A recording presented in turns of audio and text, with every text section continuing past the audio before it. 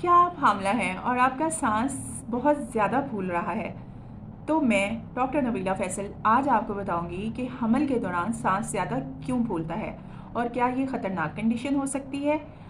जैसा कि आपको पता है कि हामला होते हुए जब आप हामला होती हैं तो प्रोजेस्टेरॉन लेवल जो है वो ज़्यादा होता है, जिसकी वजह से सांस जो है वो तेज़ी से बढ़ता है, यानी कि वो हमारे सांस लेने की मिकदार को थोड़ा सा तेज़ कर सकता है।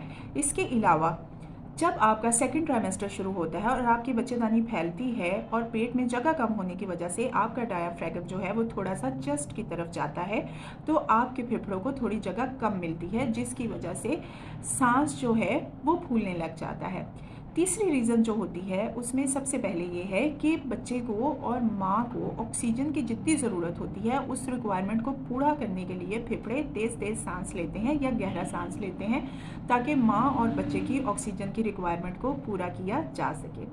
चौथी रीज़न अनीमिया भी हो सकता है, यानी कि खून की कमी। जितना खून कम होगा आपके जो है सर्कुलेशन में आपको ऑक्सीजन की कमी होना शुरू हो जाएगी, यानी कि कैरियर होता है ब्लड ऑक्सीजन का, और आपको ऑक्सीजन कम फराहम होगा, जिसकी वजह से जिसको कंपनसेट करने के लिए आपको लंबे लंबे सांस आएंगे या आपका सांस फूलता है।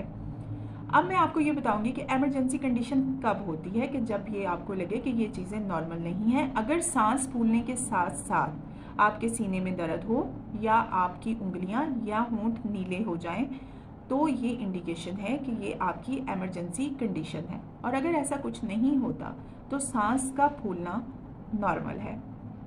अल्लाह हाफिज़।